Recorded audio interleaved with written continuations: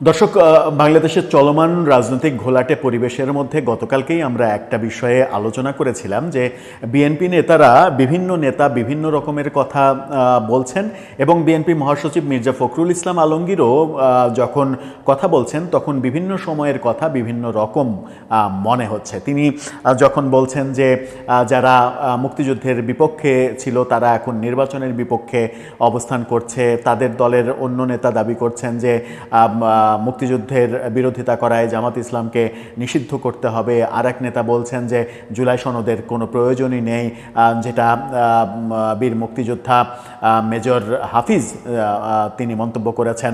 এই মোয়াজ্জেম হোসেন আলাল দাবি করেছেন জামাতকে নিষিদ্ধ করতে হবে, তাদেরকে নিষিদ্ধ করা উচিত।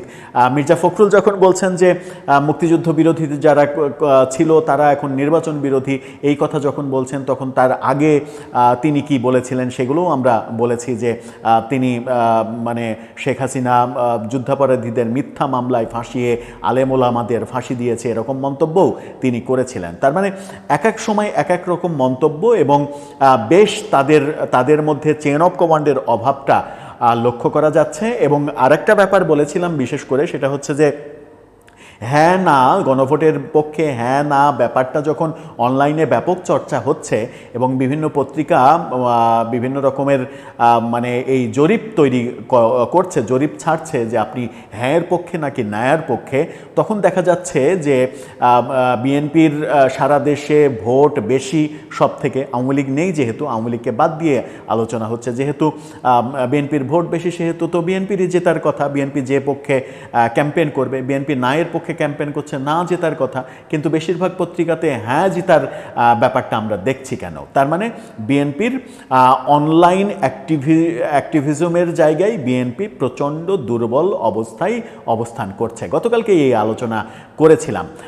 গতকালকে যখন এই আলোচনাটা করেছিলাম তখন গতকালকে রাতেই একটা সিদ্ধান্ত বিএনপি নিয়েছে, যেটা মনে হয় বিএনপির জন্য, আমি জানি না যাদেরকে এই দায়িত্বগুলো দেয়া হয়েছে তাদের কর্মক্ষমতা নিয়ে আমার কোনো ধারণা নেই, তাদেরকে যেহেতু চিনি না, কিন্তু একটা ভালো ব্যাপার বোধহয় বিএনপি অনুধাবন করতে পেরেছে যে বিএনপি কোন কোন জায়গায় রাজনৈতিকভাবে দুর্বল।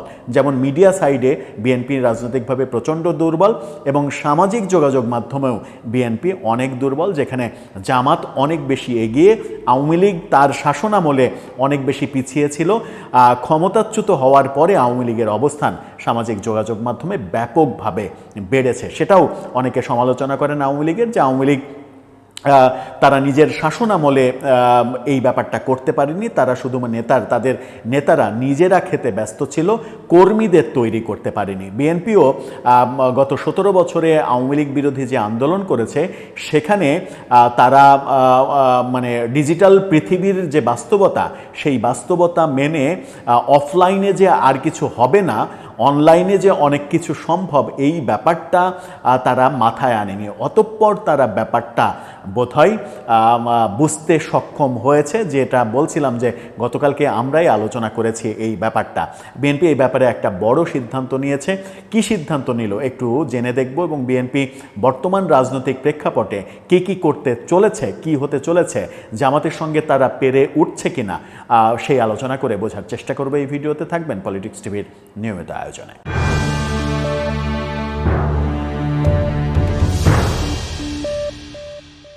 দর্শক, বলছিলাম যে বিএনপি অনলাইনে বেশ পিছিয়ে রয়েছে, যেখানে জামাত অনেক বেশি এগিয়ে এবং আওয়ামী লীগও বেশ এগিয়ে।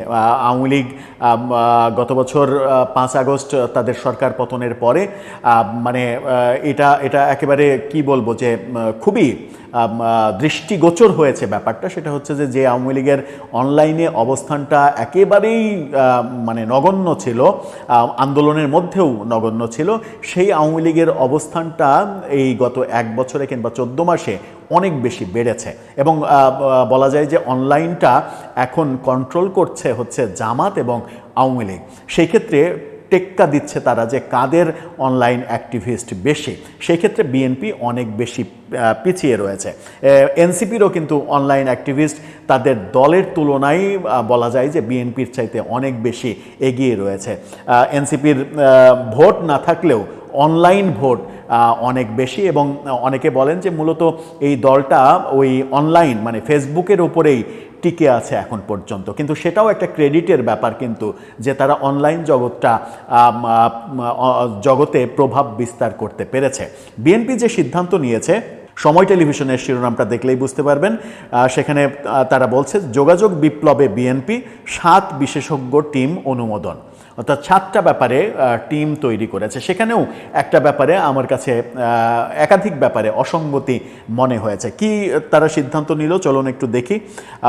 বাংলাদেশ জাতীয়তাবাদী দল বিএনপি মূলধারার মিডিয়া, সামাজিক যোগাযোগ মাধ্যম এবং তৃণমূল কর্মীদের সঙ্গে দলের যোগাযোগ আরও সুসংহত ও কার্যকর করার লক্ষ্যে একটি সমন্বিত কার্যক্রম হাতে নিয়েছে। দলের সর্বোচ্চ নীতি নির্ধারণী ফোরাম জাতীয় স্থায়ী কমিটির মাধ্যমে এরই মধ্যে নতুন কৌশলগত কার্যক্রমটি অনুমোদিতও হয়েছে। গত রাতের খবর এটা।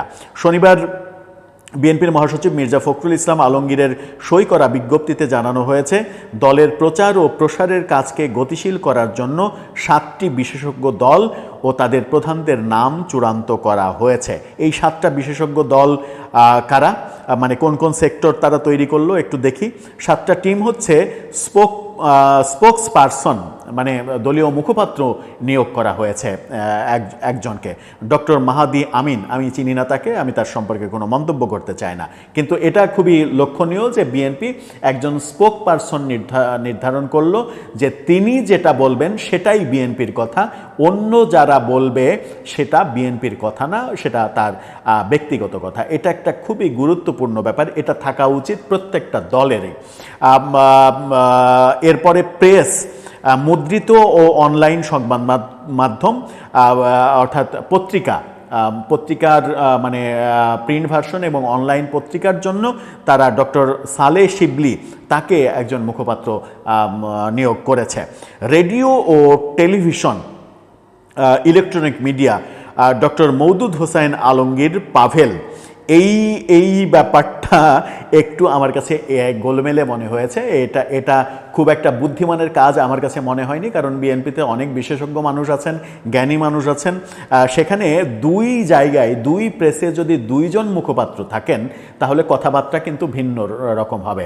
পত্রিকাতে এক ধরনের কথা যাবে, টেলিভিশনে এবং রেডিওতে আর এক ধরনের কথা যাবে। এতে করে আমার মনে হয় যে বিএনপির ওই বার্তাটা 2 রকম বার্তা যাওয়ার সম্ভাবনা তৈরি হবে। এটা বিএনপির একটা টেকনিক্যাল ভুল, যেটাতে আমি জানি না, আমার চাইতে তারা ভালো বুঝবেন তাদের রাজনীতি। আমার মনে হয়েছে যে মিডিয়ার ক্ষেত্রে স্পোক পারসন কিংবা দায়িত্বশীল ব্যক্তি একজনই হওয়া উচিত, যিনি পত্রিকা এবং টেলিভিশনে, সাংবাদিকদের ব্রিফ করলে তো সবাই থাকে, সেখানে পত্রিকার আর টেলিভিশনের আলাদা আলাদা সাংবাদিক আসে না। সুতরাং এটা একটা মানে শিশুসুলভ একটা সিদ্ধান্ত, মানে খাত বাড়িয়ে মানে ওখানে বেশি মানুষকে ইনভলভ করার একটা প্রয়াস অযথাই মনে হয়েছে। এছাড়া 4 নম্বর হচ্ছে বিএনপির গ্রাসরুট নেটওয়ার্ক, তৃণমূল যোগাযোগ, জিয়াউদ্দিন হায়দার, সেটা তারা তাদের দলীয় ক্ষেত্রে করতেই পারে। অনলাইন অ্যাক্টিভিস্ট নেটওয়ার্ক, এখানে একটা গুরুত্বপূর্ণ বিষয় যে অনলাইন অ্যাক্টিভিজমের জন্য তারা একটা টিম তৈরি করেছে এবং তার দায়িত্ব দিয়েছে AKM ওয়াহিদুজ্জামান। কন্টেন্ট জেনারেশন অর্থাৎ প্রচারণামূলক বিষয়বস্তু তৈরি, এটা খুবই গুরুত্বপূর্ণ। এটা একটা ভালো সিদ্ধান্ত নিয়েছে যে প্রচারণার জন্য কন্টেন্ট তৈরি করাটা মুখ্য একটা ব্যাপার একটা বড় দলের, সুতরাং সেখানে একটা বড় সেল প্রয়োজন, সেটা তারা অনুভব করেছে। এবং কন্টেন্ট জেনারেশন, কন্টেন্ট তৈরির জন্য ডক্টর সাইমুম পারভেজ, তাকেও আমি চিনি না, তাকে দায়িত্ব দেওয়া হয়েছে, তার নেতৃত্বে টিম কাজ করবে। 7 নম্বর হচ্ছে রিসার্চ ও মনিটরিং, এটাও খুবই গুরুত্বপূর্ণ একটা রাজনৈতিক দলের প্রয়োজন। এটা বিএনপি এতদিনে এসে, এত পুরনো দল এতদিনে এসে বুঝতে পেরেছে। এটা একটা গুরুত্বপূর্ণ বিষয়, যেটা আওয়ামী লীগের ক্ষেত্রে ছিল, কিন্তু আওয়ামী লীগের ক্ষেত্রে আমরা খুব একটা, আওয়ামী লীগের ক্ষেত্রে এই সবগুলোই ছিল, কিন্তু সেটা খুব একটা কার্যকর হতে দেখিনি। তারা মানে সরকার পরিচালনা করতে হবে পুলিশ দিয়ে, প্রশাসন দিয়ে, আমলা দিয়ে, ওখানেই বেশি মনোযোগী ছিল। দলকে কিভাবে সংগঠিত করতে হবে, দলকে কিভাবে উজ্জীবিত করতে হবে, দলের কর্মীদের কিভাবে মূল্যায়ন করতে হবে, দলের প্রচার এবং প্রসার কিভাবে গ্রহণযোগ্যতা তৈরি করতে হবে জনগণের কাছে, এই ব্যাপারটা খুব একটা ছিল না। তারা শুধুমাত্র একটা সাবজেক্টেই পড়েছিল, সেটা হচ্ছে যে বঙ্গবন্ধু বঙ্গবন্ধু বঙ্গবন্ধু করে বঙ্গবন্ধুকে নিজের দলের সম্পত্তি বানিয়ে ফেলেছে। বঙ্গবন্ধু যে সবার সম্পত্তি, সেই সবার সম্পত্তির জায়গাটা নষ্ট করেছে তাদের বাজে সিদ্ধান্তের কারণে, যেটা মানে জেডাই খান পান্না তিনি কিছুদিন আগে মন্তব্য করেছিলেন যে আওয়ামী লীগের 4টা ভুল, তার মধ্যে এটা একটা বড় ভুল যে বঙ্গবন্ধুকে তারা দলের নেতা বানিয়েছে জাতির নেতার থেকে, দলের পিতা বানিয়েছে জাতির পিতা থেকে। এই কারণে যেমন জয় বাংলাকে তারা দলের স্লোগান বানিয়েছে, যেটা মুক্তিযুদ্ধের স্লোগান ছিল, এই ব্যাপারগুলো আওয়ামী লীগের একটা বড় ভুল ছিল। আওয়ামী লীগের এই উইংগুলো প্রায় সবগুলোই ছিল, কিন্তু সবগুলো কাজে দেয়নি বলে 15.5 বছরের শাসনের পরে আওয়ামী লীগ হয়তো এখন অনুধাবন করতে পারছে যে দল হিসেবে তারা নিজেদেরকে কতটা মানে দুর্বল করে ফেলেছিল। এই তথ্য যখন আমরা দিচ্ছি তখন আমরা দেখলাম যে বিএনপিকে নিয়ে আরেকটা খবর, সেটা দিচ্ছে দৈনিক দেশ রূপান্তর, আরও অনেক পত্রিকাই দিয়েছে। তারা যেটা বলছে সেটা হচ্ছে যে আজকে বিএনপির জরুরি যৌথ সভা অনুষ্ঠিত হবে। শিরোনামটা দেখে নিন, সেখানে বলা হচ্ছে যৌথ সভা ডেকেছে বিএনপি, অর্থাৎ মির্জা ফখরুল ইসলাম আলমগীরের নেতৃত্বে এই যৌথ সভা হবে। অর্থাৎ বিএনপির সব পর্যায়ের সমস্ত অঙ্গ সংগঠন তাদের নেতাদের ডাকা হয়েছে এই যৌথ সভার জন্য। এটা খুবই একটা গুরুত্বপূর্ণ সিগন্যাল দিচ্ছে, তার মানে বিএনপি সামথিং পরিকল্পনা করছে।